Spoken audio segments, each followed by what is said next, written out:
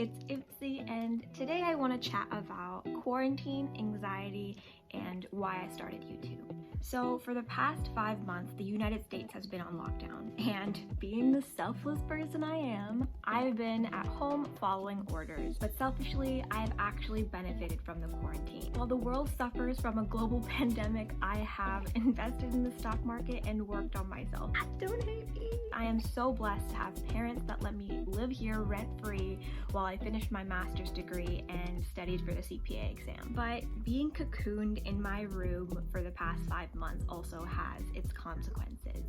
And for a lot of quarantine, I was extremely busy.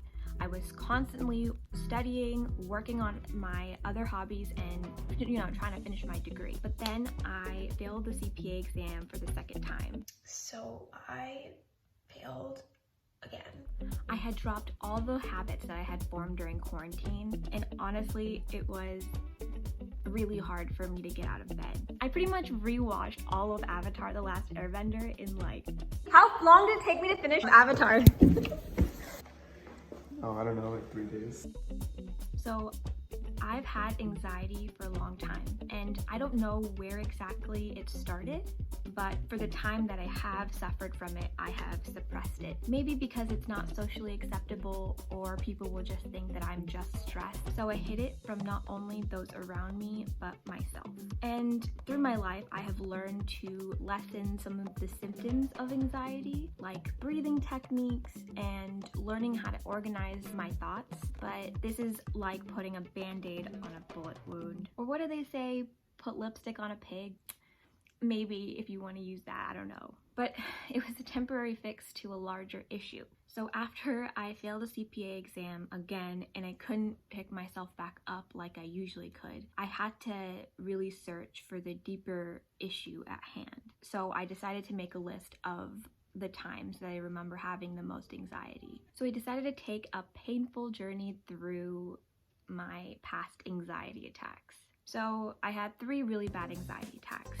The first one was in physics class while my teacher was handing out an exam. And then the second time was when I revisited high school. And the last one was most recently when I was exploring these things. And through my latest panic, I really was able to explore where my anxiety comes from. And it seems to have rooted from high school, but it goes deeper than that. No matter how hard I tried, I could not pass physics exam. And that first anxiety attack happened while he was passing back one of our exams that I knew that I failed. So I was really scared of the anticipation of my anxiety than I was actually of the failing part. And I remember that I didn't take the sufficient time to study for the SAT, AP, and ACT exam in high school because I didn't want to experience that anxiety in anticipation. Test taking has haunted me my entire life. I have never been a good test taker. And I feel like for my whole life, I've just been faking smart. At least that's what the loud voice in my head says. However, the quieter voice in my head says, maybe you're not a good test taker, but you're creative and an excellent leader. You're creative and an excellent leader. Why aren't those things good enough for you to feel smart? Seriously, why isn't it good enough? I am a bad test taker, but I'm also so much more. Okay, I know what you're thinking.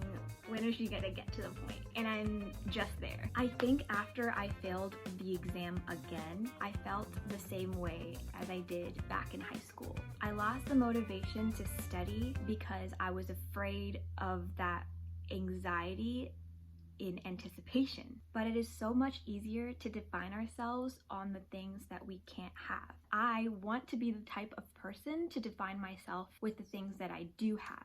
I have a master's degree, a family that loves me, and the ultimate desire to continue to improve myself. So I'm gonna continue to improve myself and document my journey doing it so I can be kept accountable, so I can reflect on my mistakes, so I can look back at all of the progress that I know I will make. And I guess I have quarantine to thank for that.